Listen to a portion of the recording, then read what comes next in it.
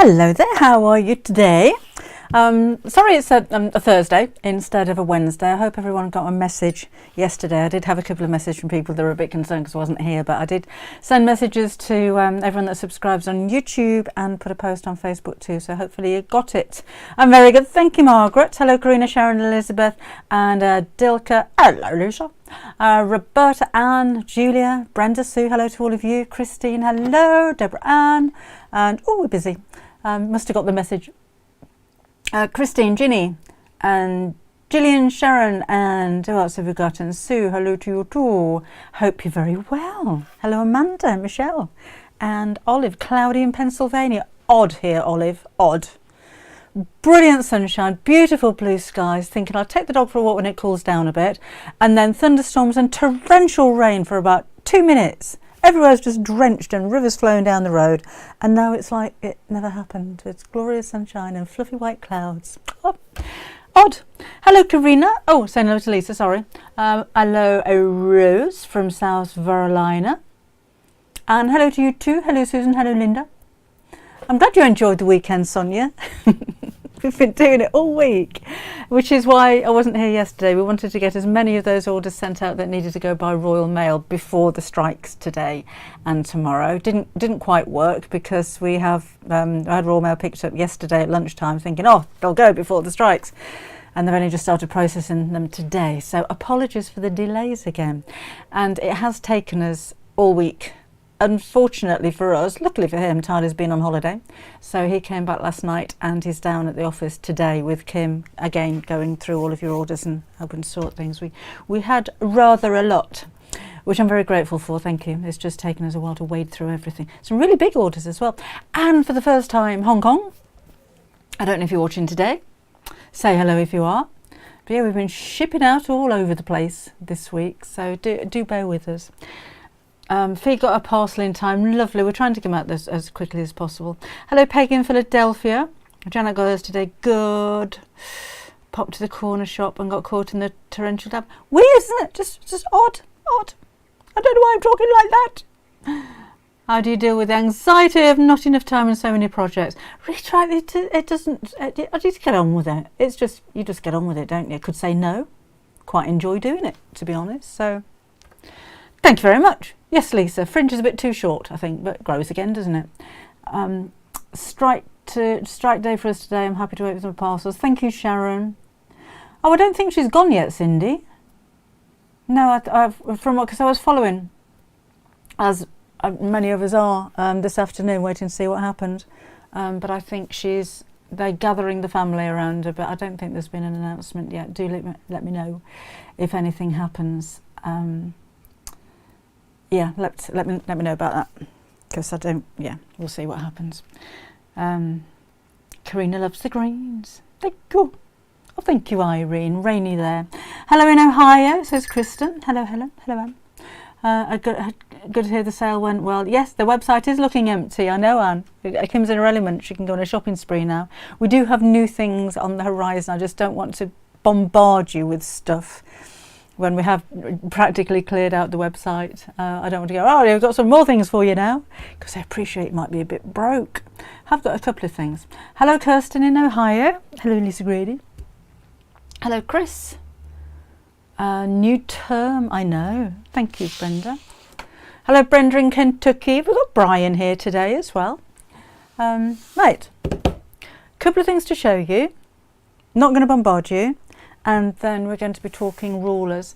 Beverly got her parcel today. Lovely. Margaret's in Ireland. Thank you very much, Lisa. Nice to catch her live today. I might have had a tooth. Oh, Sonia, not nice. I've had a few out. Not a nice thing to happen. Hello, Linda. Ruby Coco, Ruby. Oh, I must phone her actually. My sister's one of her staffies is at the vet's today. Really sore legs. She's very old. She bought her one of those pushchair things to take her for a walk. I always thought they were a bit silly, but you know, when you're so fond of your dog and she can't walk and she wants to go out, why not? Because they've got 2 dogs, so they go walking with the other one and had to leave poor old Ruby behind because she can't walk. So now she gets pushed around, and my sister can still go jogging as well. Really good with the, had to be really good with the sale. I could have spent a fortune. I could have done, as far as I'm concerned, you know, Laura. I know you do. Thank you. Any more quilting tutorials? Oh, I don't know, Lorraine. I shall have to plan some in. The tutorials that I do in these lives are just an hour long, or probably less than that, so they tend to be very quick things. The fabric for the backpack. That fabric is, the yellow is mustard canvas, teal canvas, and there's a red canvas. Yes, we do. If the red's out of stock, we have actually got it back again. And the little dress, I don't have a pattern for that. That was made with my garden birds fabric. One of my girls made that, Anne made it, but I don't think she actually used a pattern. She's very good at dressmaking. She tends to make things up. That's one of the things I wanted to talk to you about, actually. We bought my garden birds fabric before the sale to bring it to you in the sale, which as I said at the time was quite unheard of. And if you were watching, sorry if I'm repeating myself, but these are 1 metre pieces, and there are 2 collections of 5, so that's what each piece looks like, so plenty enough to make a dress for a child. So there's 2 sets of 5 1 metre pieces, and I'll be honest with you, these were the packs that went to Create and Craft directly from the suppliers, and they sat on their website for a while, so I've offered to take them all back. So Create and Craft don't have them anymore. So the stock that we had over the weekend sold out in about the first hour, I think, because they were on sale, because it meant that club members could get these for £40 instead of £50 because you got 20% discount. And I did say I could get hold of some more, but I wasn't sure how much. I've now got the lot. I bought everything. So it's not available anywhere else. It's certainly not on Create and Craft's website. And I know on our website it says it's on pre-order. It's not. We've got it. I need to take the pre-order bit off. We have actually got it. But what I've done, because there's, I think I have said to you before, if we sell out of something, if there's a likelihood of us getting it back, when you go onto the sold out item, it'll say keep me informed, and that gives us a big long list of people who are interested in buying something that's sold out. And then when it comes back in stock again, you all get an email to say that it's there. I know we've got a big long list of people waiting for this to come back. So what I've done, in the sale it was £50 for the 5 metres.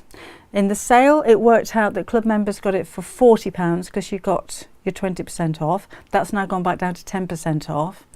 So I've taken the price down to £45, which means that if you're not a club member, you're still getting a bit of a discount there. Well, it's 10% discount, but if you are a club member, it takes you down to £40 and 50p, because then you get your 10%. So it's almost the same as the 20% deal that we did over the weekend. So let me show you quickly what we've got if you haven't seen them. They're all 100% cotton. They're all based on my sketches, my watercolour paintings of the birds that I see in my garden. So this one is set 1, I think. I'm sure you will correct me. So you're getting 5 metres, and those are they. Pretty sure that's set 1. And then set 2. So it is a complete collection. A lot of you did go for both of those. This would make an amazing quilt, wouldn't it? So set 2 is pigeons, and these are heavy bundles as well, I tell you. This one is starlings and sparrows, and then there's blue tits and leaves, and then blue tits and chaffinch. So all very British birds that I see in the garden. I did do quite a few more actually, but they didn't quite make the grade, because we have blackbirds and we have thrushes and we actually have a heron. That's not going to make it. It's eating all my fish. So that's those. So I just wanted to let you know, if you were thinking you missed out over the weekend because it was either sold out or you didn't realise that we had the offer and you could have got these for £40, you can now get them if you're a club member for £40 and 50p. But that is the last of the stock. bought the lot, just got the lot, why not? Flo says, I did a class on your 3/5 quarter clutch. Everyone loved it so much, I sent them to you. I think I did. Where did you send them? Can't remember. I got so many pictures come through. Sorry about that. Resend them if that's okay. Then I can have another look. I try to. There's so many of you that are regular. I can kind of recognise everybody. I'm just going to do that, if you don't mind, a little bit, because for some reason my monitor is a mile away and I can't read you. A complimentary solid. Oh gosh, I was going to look at this, wasn't I? I think I said on Saturday, to be honest, I go for black or white because the colours are quite unusual. I know we haven't got sage would maybe go with that. Orange would go with this, and pale blue. Oh, can you hear that? Aeroplanes. Lime green maybe. The apple green that we've got would go. A yellow would go, but it's got to be a golden coloured yellow, like sunshine yellows. But these, I know it's difficult, but we don't have anything in these purples. Should have thought about that when they put the collection together, shouldn't we? A deep pink would go. Now purple, so purple would go with that, but it wouldn't go with that. It wouldn't kind of tie it all together. So I'd stick to neutrals personally. I'd stick to black, white, or even a neutral tone like a grey, pale grey in the background would be okay. And they'd make an amazing quilt. And have I got it here? I have got amazing quilts that people have made with these. Where did I put those? I had, over there. Just have a look at these for a second, and I'm just going to pop up and I'm just going to go over to the other side of the studio and get the samples and show you. And apologies, because I should have brought these over to you earlier on because they are so lovely. I don't have patterns for these, by the way. Oh, there we go. Back. So let me show you these. That's one that I made. And I literally just, that's a nice colour, Anne. That is the, oh gosh, what colour do we call that? Burgundy. Burgundy goes with it, look. Sorry, Anne. It's not exactly the same colour, but it's the same tone, so that works really well. So I just hand drew those birds and just cut them out and stuck them on and sewed around them. So that's a really, really simple quilt because I just put the border, sorry, the sashing around there. I've overlapped that, which I thought was quite nice. And then the extra wide border and the narrow one, and then bound it on the back. And then I just did a little bit of meandering over there. I didn't do the centre bit, I just did all the way around the edge there, as you can see. I just did a little bit of freehand squiggle to quilt that one. So, oh, Rachel, I'm glad you've got it. And then this is one that Melissa made. Can never compete with Melissa's work, but look at that. Isn't that fantastic? So yes, these would make amazing quilts. I think that's so beautiful. So that's that, and well, that's a little bag that I made. Did I make that? I might not have, I can't remember. And what else have we got? I did that one. I think I did I do that in a live? Or did I do it on Crate and Craft? I don't know. And then that's one of Melissa's again, using a Dresden plate, but I like the border on the back. She's just made, you know, like a scrappy border across the back, which I think looks really nice. So yes, you can make quilts. They make amazing quilts with those. Hello, Lisa in New Mexico, and loves the quilts. I know they're beautiful, but again, can't get hold of any more. This isn't a new range. It's a couple of years old now, so it's quite nice that it is still around, because normally they just go and then you never see them again. But we have got those now. For now, Linda loves the cushion. I'll pass the message on. There are a couple of new fabrics on the website. This is all I'm going to show you because I don't want you to be broke. I don't want you to fill up your sewing room full of fabrics that you're never going to use. And these are Dashwood Studios. Can't remember what they're called, but they're under new arrivals, and they'll be under Christmas as well. And that's those two, and they match together too. So again, if you're doing a little patchwork and patchwork and quilting, then that would be a nice combination with a bright red maybe, or a forest green would go really well with this one. Right, so we're talking rulers. I've got a selection of the rulers that I use. I'm going to show you a couple of the rulers that I don't, and why I prefer the ones that I've got, and we'll just have a play and I'll show you what I use them for. I've just dropped a little one, just bear with me. Whoa, I've done it again, because these are really handy as well. So you don't need a vast amount of rulers. I don't know why I've got so many, to be honest, but I do. I like alpha rulers, as you can probably gather, and I shall explain why in a second. Those are all of my alphas, and these are some of the ones that I don't use, and I'll explain that. And then I've always got a little one of those as well, because those are quite handy. And of course you're going to need a tape measure, because sometimes you have to measure around curves and corners. Always use a plastic one, not a fabric one, because fabric ones can stretch. We'll be doing the plain bundles at a time again. Plain bundles. I don't know, Sonia. I have to ask my daughter if she's got any plans. Tree skirt would be a nice idea. Dressed in tree skirt would be nice. Right. So, bear with me. Need more room. These are my alphas. So I've got quite a few in different sizes. So that is a 12.5-inch square, and this is really handy if you are making blocks of up to 12.5 inches. So if you're quilting, then this is going to be ideal, because it's going to be the easiest way to just, well, to be honest, cut around the edge, and then you've got your perfect square without having to measure it and make sure that your angle's right, or folding your fabric or anything like that. So that's really handy. With the alpha rulers, they're frosted, which means that when you put these onto white fabric, the colour really stands out. When you put them onto a darker fabric, you can still see the black lines because it's frosted in the background. I don't think I've got a black fabric. That would have been, let me try it on this one. So whereas on something like this, you wouldn't expect to be able to see the black, because it's frosted, then you can still see the black outline.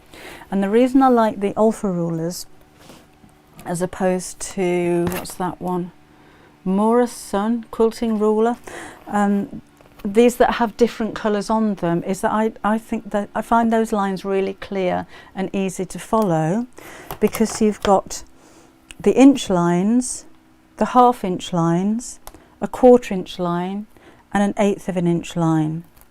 And I find when I'm using this type of ruler, which are designed with the different colours, again, so that you've got a colour that will stand out on different backgrounds. So let me get that darker cushion up again and just show you. When the black disappears, you can see the green dots. That's what I find confusing about these. I don't know about you. And if I'm looking for 1.5 inches, so say I'm just going to do 1.5 inches from the edge of that fabric there, I really have to kind of gauge where it is. I'll be going that way. It's got 1/2 inch on the end, but is that 1/2 inch? Is that 1/2 inch? I don't find it as clear as the alpha rulers. So I've got a few of these. I've got the square one as well, but I do tend not to use them, to be honest. So size wise, I've got my 12.5. I'd only use that if I'm doing big quilts, to be honest. The ruler I use on a daily basis is my 24 by 6 inches. When I'm down here, or if I'm in a smaller space or doing a smaller project, I'll use my 12 by 6 inches. This little one I use a lot. That is a 4.5 inch square. I use that a lot. I've got a 6 inch square somewhere. And then this is a 9.5 inch square. So the very big one, I don't use that so often.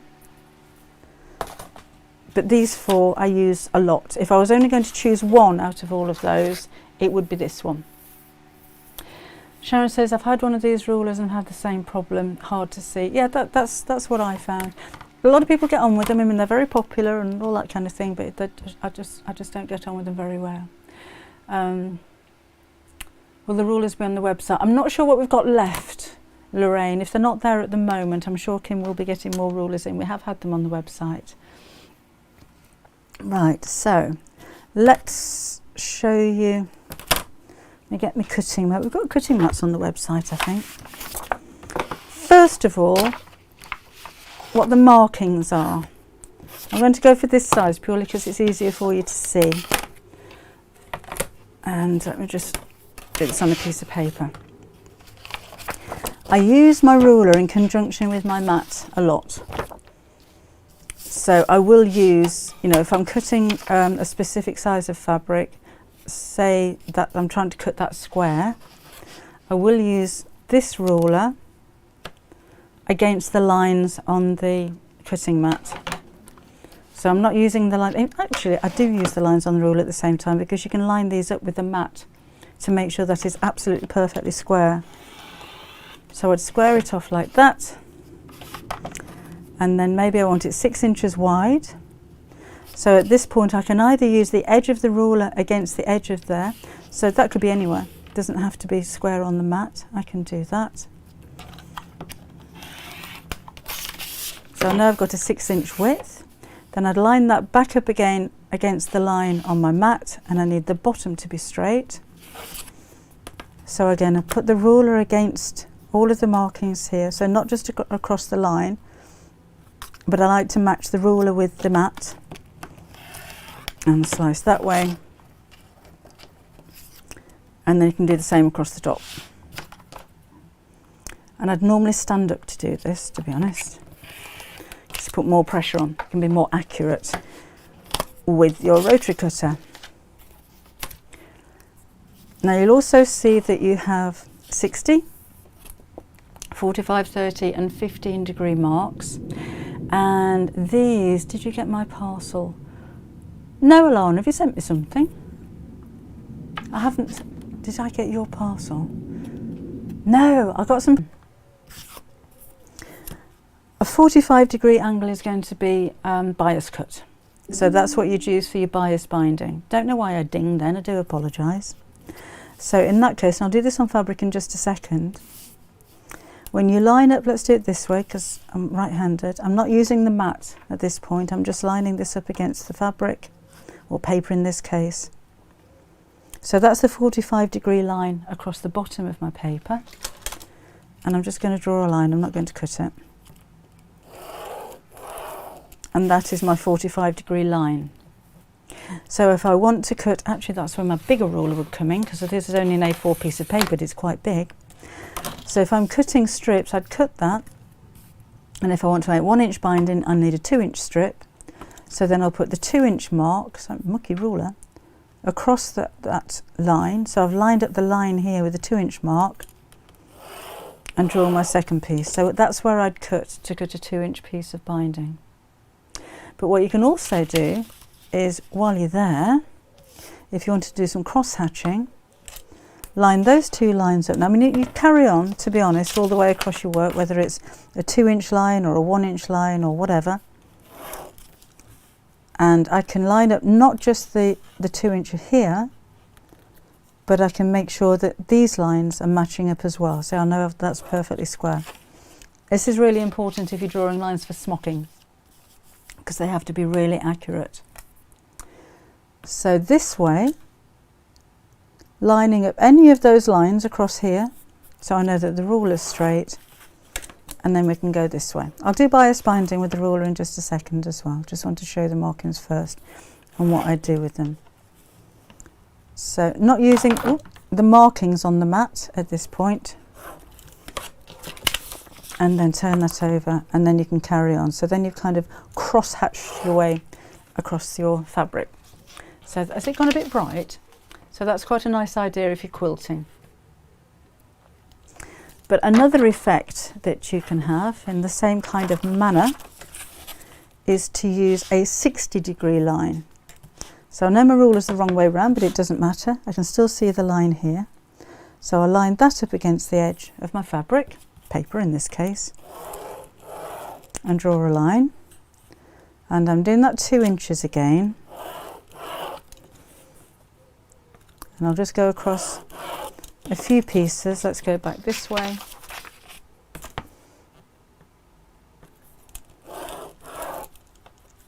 And then this time, instead of using the ruler, because that'll make it square but it'll be a little bit offset, I'm going to do the 60-degree line in the opposite direction. So I'm going to flip my ruler over.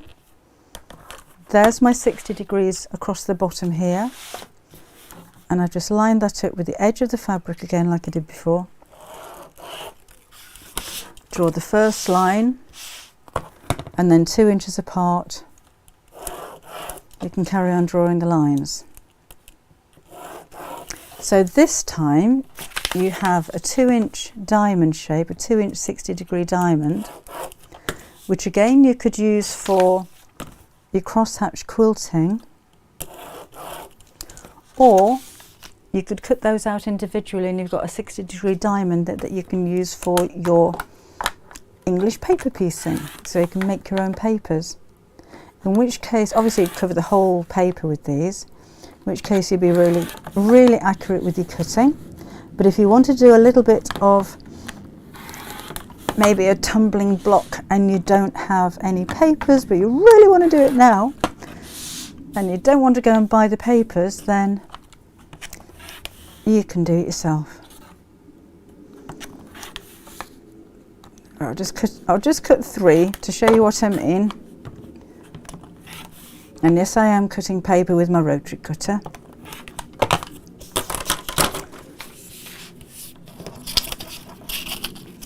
So there you've got your 60-degree diamonds to make a tumbling block with. Like so. And they're really quick to do as well. Hello rulers, I wanted to watch this, says Zoe. And I like the 12.5 and 1 1/4 ruler for foundation paper piecing. Yes, that's a good idea. Don't do a lot of foundation paper piecing, to be honest, Laura. Must do a project for the Half Yard Club doing that. We haven't done that technique yet. Hi Nancy. I know how to use them, thank you. No, you missed me yesterday. We had a sale at the weekend. It was absolutely manic. We've had, I should tell you, 2,300 individual pieces to sort out from the weekend, so that's why we're a little bit late. But I wanted to prioritise getting your orders sent out because today and tomorrow, where are we? Yeah, today and tomorrow we've got postal strike, so I just wanted to get in as much as we possibly could done this week. And my office is about an hour and a half's drive from here, so I can't just pop next door and do a bit of work, then pop back again and do a live. It would have disrupted everything. So that's why I wasn't here yesterday. Had the problem that my ruler slides a bit when I cut bigger pieces of fabric, but got some non-sliding ones. Yeah, who does those? They used to sell those on Sewing Street. Or you can buy like sticky dots that you put on the back to stop it slipping. That's a good idea. When you're using a ruler, I should have said before, spread your hand. Keep your hand away from the very edge, but the more surface area you can put from your hand on the ruler, the less likely it is to slip. But if you do find it slips, then yeah, those sticky dots, or you can get a spray. No, Alana, haven't had anything yet. Oh, that was really sweet of you, but no, I shall let you know. Thank you, that's quite exciting. Hello, Tommy in California. That's wonderful. I hope that allows your family to have a beautiful Christmas. Oh. Still catch it live. Hello, Sleepy Cat. Yes, she's here. So let's have a look at 15 degrees. So I think you kind of get the idea. It's just trying to understand where you put the ruler on the page to get the mark. So I'm going to start with this side. So it depends whether you're left or right-handed. And I've got the 15-degree line. And then we'll just follow this again. We'll see what happens. So this is going to give you a long, skinny diamond. But if it, to be honest, with quilting, I like crosshatch quilting, and I prefer it to anything. I'm quite partial to a meander, but I do like cross-hatching, and this just makes that a little bit different because it's at different angles than just sewing squares. So that's the 15-degree angle from this side of the ruler. Let's slip it over to the 15-degree angle from this side of the ruler. So the 15-degree line is on the edge of the paper. and I'm just doing 2-inch lines. Obviously you do those as wide apart as you want them to, but now you can see I've got these really long, thin, skinny diamond shapes. Those would be nice for English paper piecing, wouldn't they? That would make a really lovely look. But yeah, so you can kind of cut those out, EPP them if you like, or just sew along the lines, and you've got 505 on the back of your ruler. I'm sure, Alan, that Odif do a non-stick spray. I can't remember what it was. Was it 404? Have a look on their website. We haven't got a name. That's a good idea. Surgical tape stuck to the back of the ruler. That's a good idea, Heather, as well, yes. Oh, Nancy says if you can't find the sticky dots for the rulers, then the ones for photos work well. That's a good idea. Janet, that's entirely up to you. For baby quilts, I would use an 80-20 wadding, which tends to be about an eighth of an inch thick, quarter of an inch thick. Use 2 layers if you want it thicker. There's no reason why you can't do that. Yeah, Gina, I'm sorry about that. We are delivering as normal. I mean, the actual post offices are open. It's just that Royal Mail aren't picking up. Right, so that was that. What else was I doing with these rulers? Oh, let's square up. Let's square something up. So if you're making a half square triangle block, say, I've got my 2 pieces of fabric, they're nowhere near square. So I'm going to use the little ruler this time.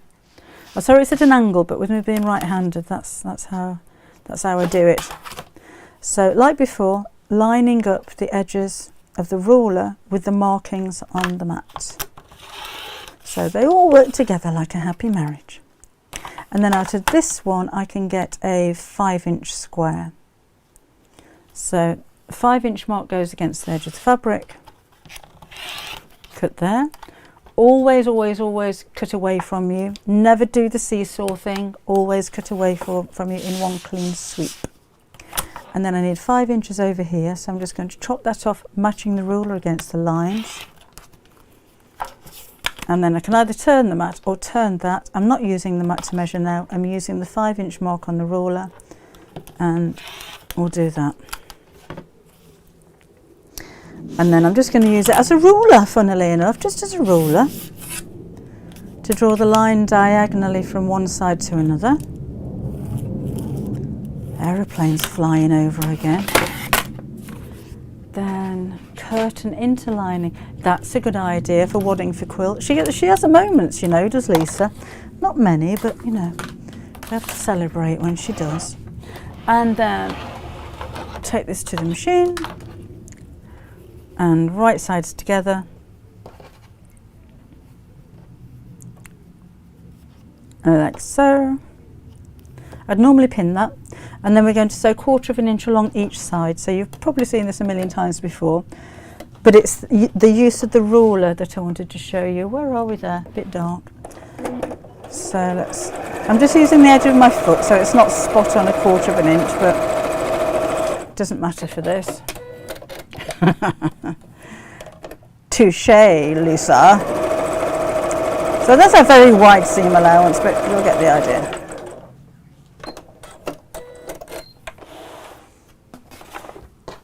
And then we're going to cut straight down the centre. So again, I'm just using the ruler as a ruler. Right, and then I'll need to switch the iron on. And like so. Ironing mat's on the floor. Excuse the top of my head. And we'll press these open. Oh, Sarah, oh gosh, are you all right? Is Peter all right? Was it his son that was ill as well? You're not having a good time there. Bought Lisa Fenn's mouse, so she's sat watching me. Have you? So I'm just pressing that open.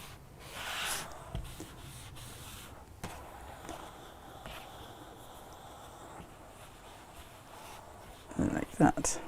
Again, I'm not being 100% accurate with this. It's just to give you an idea of what we do. So I'll switch that off. And then I've got this, and then I'll need to make those square, and that's where I like my little one. So this time, I don't know what I haven't pressed it properly, that's why. So I don't know what it is, but I always, if I'm making blocks like this, make them a little bit bigger, then cut them down, because I can never get them to be exactly the size that I want them to be initially. So I've given up even trying to do that. So if I'm doing half square triangles particularly, I'll always make those a little bit bigger. Now I need to make that square, but I need to make it square with the seam right in the corner. So if I'm just going to measure that against the block and cut it, let's do it wrong. I'm doing it wrong, okay? If anyone's just joined, I'm doing it wrong, I know. So I'm going to line that up with my mat, and I can see where that should be to make it square. So let's just whip this off and square that up there. I mean, it's looking okay, and I can trim that back. Is that square? Kind of square like that. And it hasn't quite worked because the point isn't right in the corner, and I don't actually think that's square, is it? It's not square, so I would be doing that. And that's not lined up properly. So when that goes into the next block, that's not going to look very good. That corner's okay, that one hasn't matched up. And you do that a few times with a few blocks, and it's just going to look awful. So again, I need the corners to be right on that diagonal so I can use my square. So I'm going to cut this down to a 4-inch square.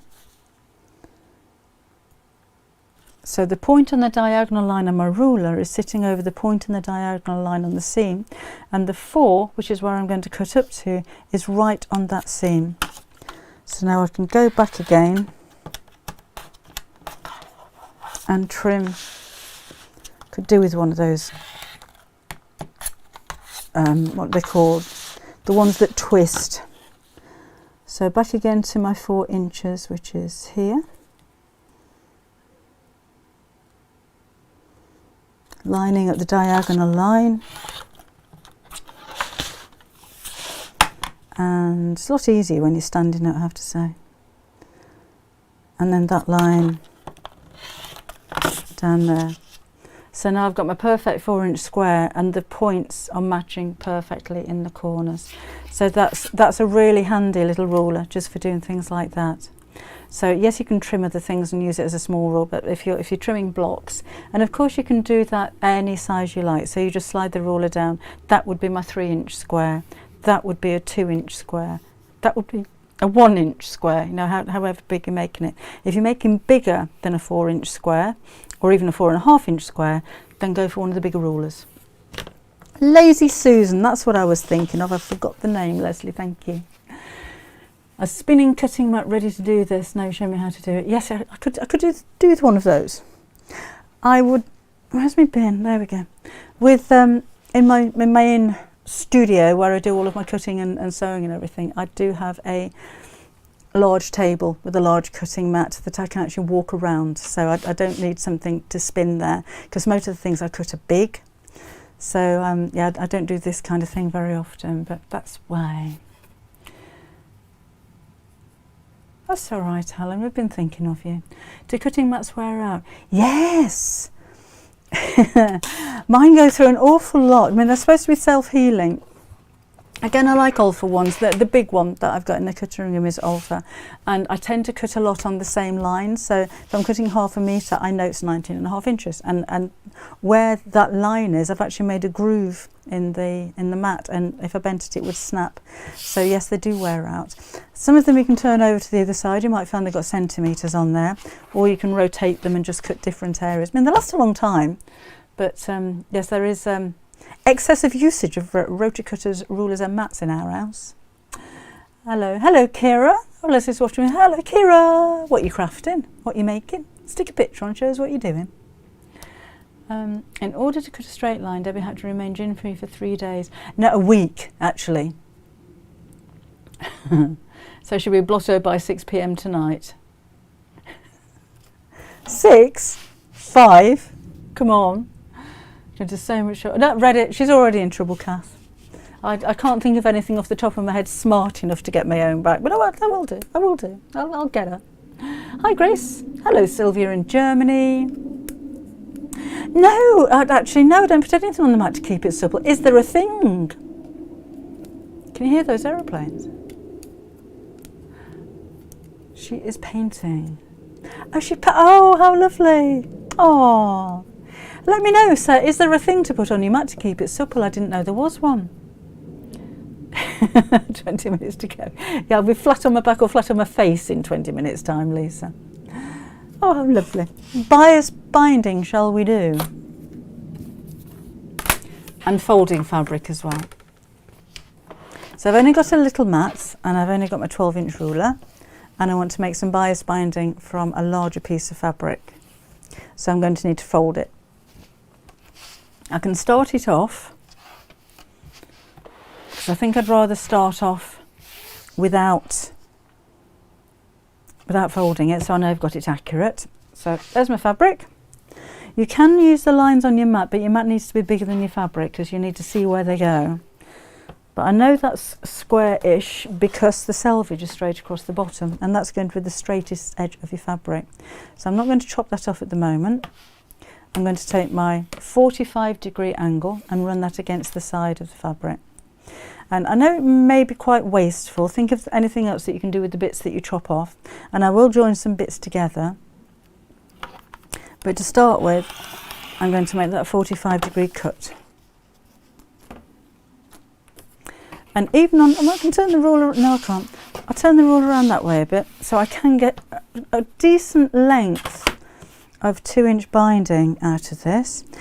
Only use bias binding if you're binding a curve, by the way. If you're binding a quilt and your quilt is square or rectangular, there's no need to cut it on the bias. The only reason you cut anything on the bias is because it gives it a bit of stretch.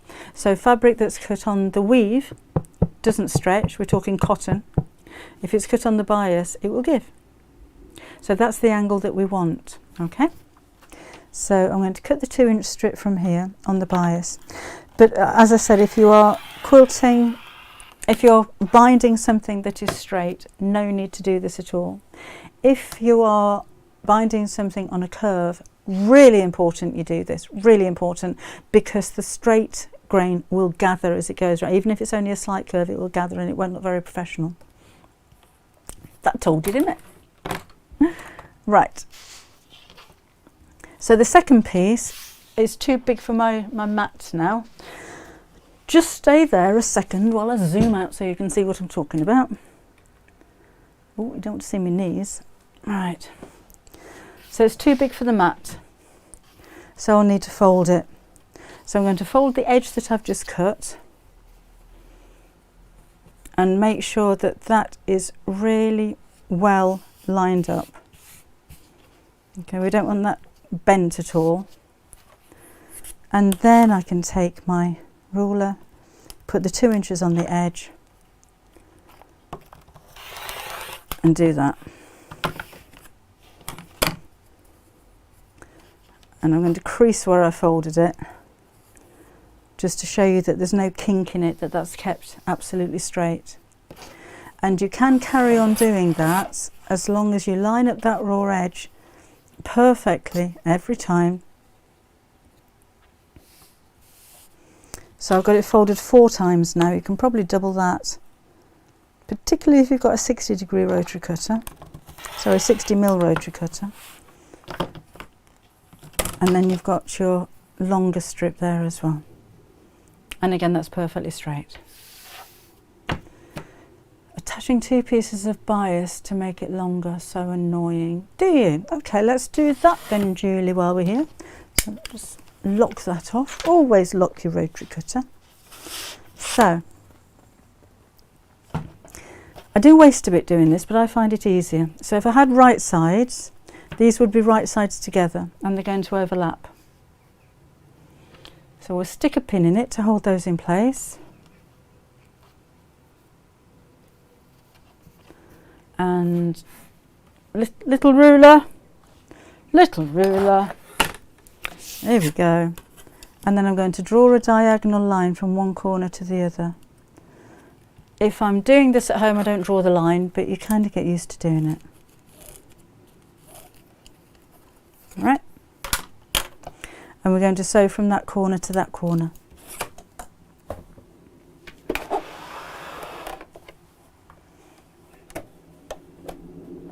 And I'll show you why as well. We'll do a let's get it wrong in a minute. I should have done it the other way around really, shouldn't I? So that's now joined. Then I tend to snip up, snip across and snip down, and you've got the perfect join. If you're using a striped fabric, it looks amazing actually if you can marry up the stripes. So that's how you join it that way, and the reason being, if I just chop this off and do it again wrong, when you've got your two pieces like that, it is very tempting thing, right? I just need to join that seam. So you put the two edges of the seam together and then sew.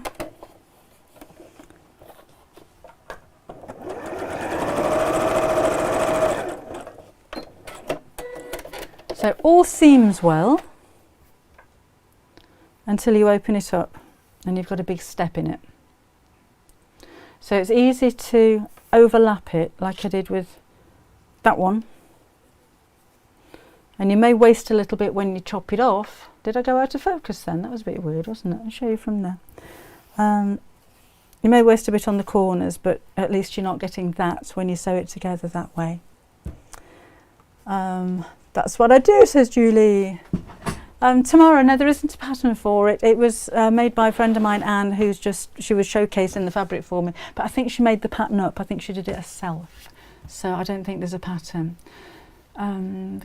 Making 2 of the half-yard sewing machine pin cushions to sell on Etsy. Is that still on there? Oh, I'm ever so pleased. I don't take things up and put them down and do anything with that website really. So I'm not always keeping up with exactly what's going on, particularly when I've been quite busy like what I have this week. So okay, is that all right? Is there anything else you want to know about rulers that I could possibly explain in the next 5 or 10 minutes? They are huge. They are huge. I haven't got one here, have I? I should have those. I've got a whole row of shelves over there with props and samples and things. I should have that behind me so I could reach them better really, shouldn't I? No, I haven't got that here. It is. It's that big. It's a pin cushion, but it's that big. Okay, well I'm going to be on Create and Craft on Sunday morning. It is a Search Press, my publishers.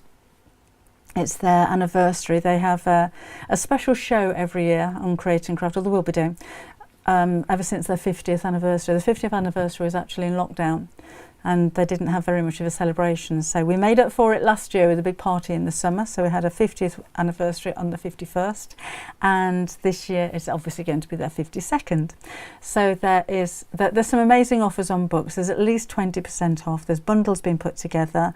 There's a lot of my books on there, but I'm also going to be joined by Carolyn Forster, who's an amazing quilter, by Tilly Rose, who likes a little bit of sleeve stitching, and a very nice lady, and by Jennifer Taylor, very talented seamstress. I'm not sure what book she's bringing, but I hope she's going to bring her, I can't remember what it's called, making a skirt one.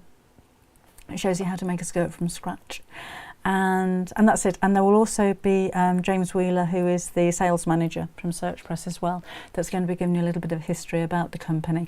It's going to be really interesting actually. We were chatting earlier on, we had a Zoom call together, and we were saying that, you know, unless you're actually in that business, people wouldn't understand the process of how to write a book, what's involved, how long it takes, about the design and the photography and the editing and the proofreading and everything else that goes into actually making a book, and why it can take between a year to 18 months from actually commissioning a book to the book being published, and how that happens. So, I mean, if you've got any questions, do email the studio on Sunday morning, 9 o'clock and 12 o'clock we're going to be on.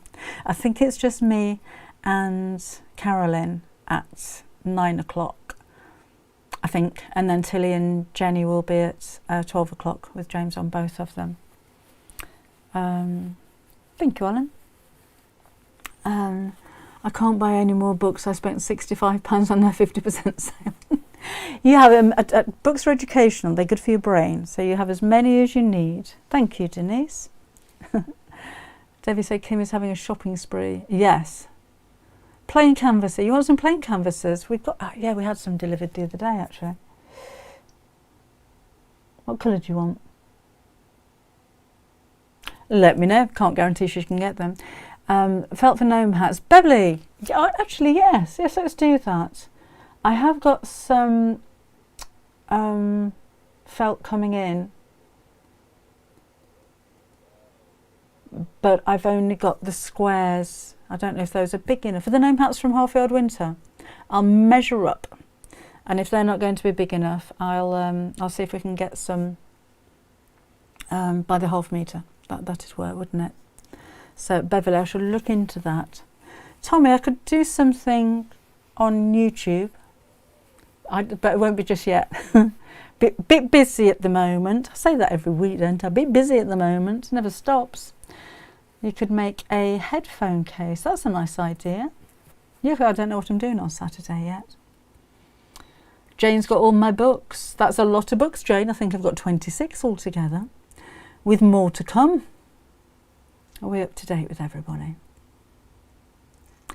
So yeah, update. My best-selling book is Half Yard Heaven, and we've sold almost 100,000 of that one book. So we're going to have a bit of a celebration next year when it tips over the 100,000. We're going to relaunch the book with some new projects and make it a bit more up to date as well, because that's about 11 years old now. So yeah, that's going to be good. Maddie, is January still, Lisa? January. Plain corduroy for bag making. We've got Ellis. There's a greeny colour and a goldy colour. I think that's all we've got on the website in those. Alan, I think Tyler sent you an email about the faux fur. So do you mind having a look? Lisa's having a tantrum. She's an half stamp. She stamps her feet. I know. She lives about, what, 250 miles from me, and I can still feel the vibrations when she gets cross. Nursery panels, Janet, no, not at the moment. We haven't got any plans to redo those. Olive's got all the books. You've got some big bookshelves. Thank you, Jean. I'm glad you enjoyed it. She's still having a tantrum, I know. Alison's got most of the books, just made a reversible bag. Yes, they're keeping me very busy with books at the moment. We've just had a bit of a shuffle around of production dates. Not with Maddie, Lisa, that's staying the same. It'll be that we're slipping in another book, which will be out just before Christmas next year. Gnomes. It's going to be gnomes. So I'm busy making gnomes at the moment. A drawstring bag on Saturday. Whoops, you've gone. Want to make one for my son's fiance. I've got a few drawstring bags, Elizabeth. Felt in gnome kits. Jean, I thought I'd replied to you. I'm sure I'd replied to you. The green wasn't quite big enough. You bought one from Crate and Craft and one from us, and the one that you bought from one of us hadn't got enough green felt, but you'd use your own.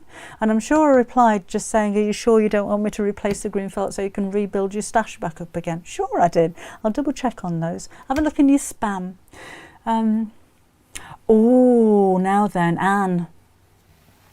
The gingerbread apron. I spent so long with those instructions, because it's my recipe, going over and over and over and over looking for spelling mistakes, and there's not one spelling mistake on it, but I forgot to tell you when to put the flour in. So hopefully if any of you made the gingerbread, you figured it out that it goes in step 3 with all of the other dry ingredients. I forgot to put it in. I couldn't believe it. A gnome ditty. Oh, Sylv, I've been thinking. Oh, the smocking. I'm still working on smocking. That's going to be the next one. So that might be. Oh, I don't know. I've got 9 books in the pipeline at the moment. I haven't gone down. I ought to do a gnome ditty, hadn't I, Sylv? But I have. I've been designing some gnome panels, and we're getting rather silly with them. But I think they're quite funny. But I might include some of these in the Christmas Day quiz. Karen Jones ordered 4 books last weekend. Wow. Gnome Sweet Gnome. I know, Lisa, I wanted to call the fabric, or I did suggest calling the book Gnoming me, gnoming you. Yes, we got very silly. Kim suggested only yesterday I could do the Gnome-Elisa. Yeah. I did a drawing of a gnome with her skirt blowing up, and I called it Marilyn Monome, and Gary said that should be Gnome-Jean. We got very silly. But it may end up as fabric. I don't know what you do with them, but it may end up as fabric panels. If not, I'm going to draw them all for the Christmas Day quiz, and you can see if you can guess who they are. Gnome art, you reckon? Gnome art. Lovely, thank you, Olive. Okay, then I'm going to pop off because I'm actually in the middle of making the secondary project for the Half Yard Club, which was due today and was late. So I need to get that over to Emily by tomorrow morning. So I've still got quite a bit of sewing to do on that one. Oh, if you're not a member of the Half Yard Club yet, you know you can get your free month. On Sunday, they're going to be doing a giveaway. I said only one lucky person who places an order on Sunday on Create and Craft is going to win 6 months worth of free membership. So if you're not a member yet, that'd be worth doing. Right, love you too, Lise. I better go. I said better go. No, you go. You hang up first. Off you go. You hang up first. I've got 2 minutes to get sozzled with gin, as far as Lisa was concerned. So I better earbuds. I don't use earbuds. What's going on there? But I'll have a look at those and see if I can come up with an idea for that, because I think that might be quite a nice idea. I do have earbuds, just never got around to connecting them to my phone. Iron. Oh yeah. Thank you, Laura. Laura is the iron police. At the end of, if you haven't noticed, at the end of all of these sessions, I'll have a message from Laura just going, iron! Iron! And 99% of the time it's still switched on. Okay, I'm going to get off. I'll see you again on Saturday morning at 11 o'clock. Don't forget Create and Craft on Sunday morning at 9. I'll post this, but at 9 o'clock and at 12 o'clock. And if you can bombard the studio with emails, it always goes down very well with me. But no, if you've got any questions for any of us, actually, remember it's going to be me, Tilly Rose, Jennifer Taylor, and Carolyn Forster and James from Search Press. So if you've got any questions for any of us, or any comments, or you've got any of the other girls' books, or anything like that, anything that you want to know about publishing and writing books and how it's done and how it happens and all that kind of thing, then come and ask a question on Sunday morning. Otherwise, I should just see you on Saturday. So I hope you enjoyed today. I certainly have, and I shall see you soon. Bye-bye.